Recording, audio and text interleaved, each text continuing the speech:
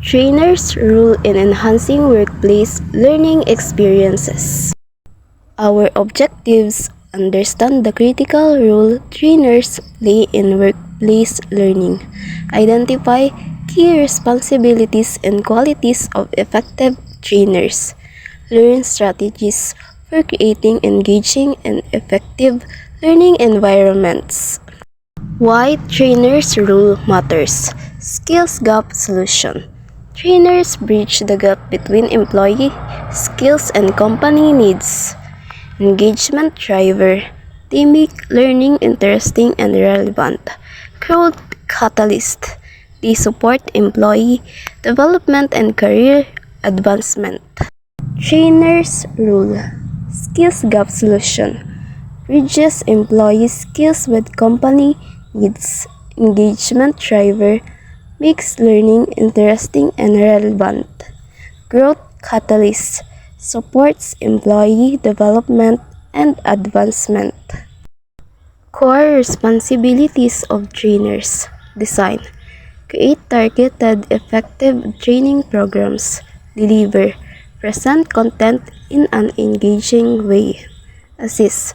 Monitor progress and measure learning. Feedback. Provide clear, actionable guidance. Support. Foster a positive learning environment. Trainers' core responsibilities. Design, create effective training programs. Deliver, present content engagingly. Assess, monitor progress, and measure learning. Feedback, provide clear guidance. Support, foster a positive environment. Qualities of a great trainer. Expertise, deep knowledge and credibility.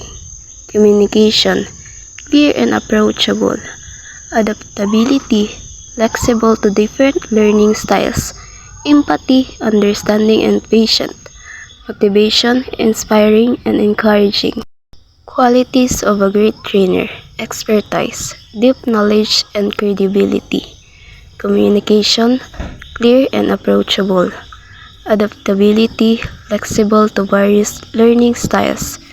Empathy, understanding and patient. Motivation, inspiring and encouraging. Creating a positive learning environment.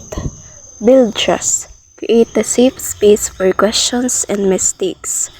Encourage, promote active participation. Communication, keep lines of communication open. Respect, value diverse learning styles. Creating a positive learning environment. With trust, safe space for questions and mistakes. Encourage, promote active participation. Communicate, keep open communication. Respect, value diverse learning styles. Interactive learning methods. Discussions, group talks and debates. Activities, hands-on exercises and simulations.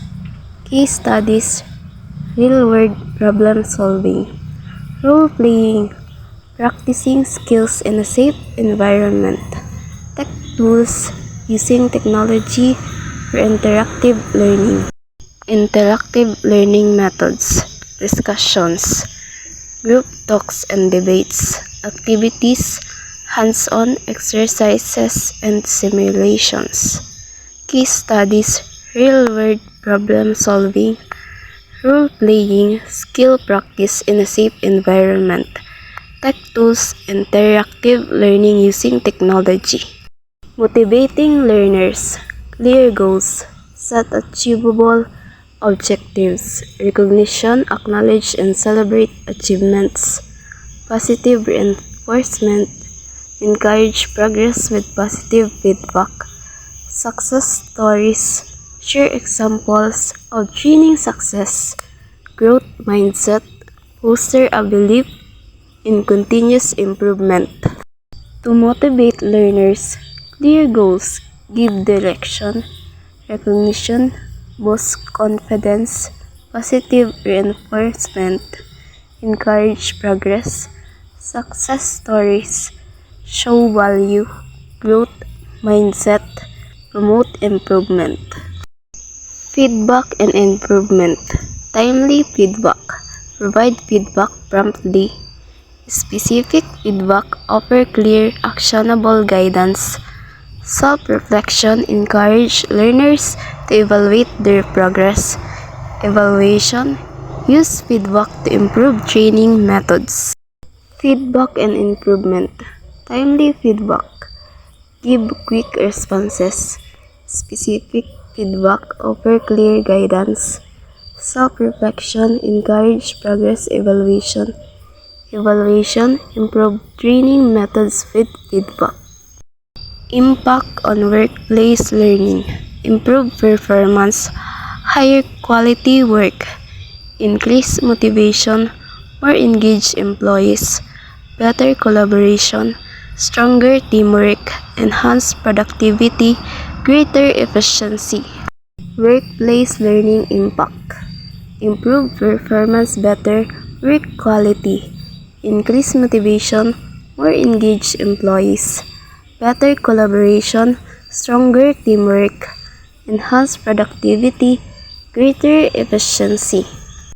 Best practices for trainers.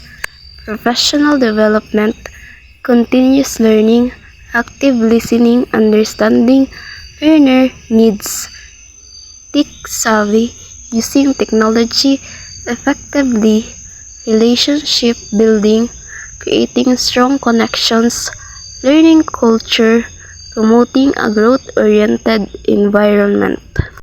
Best practices for trainers. Professional development.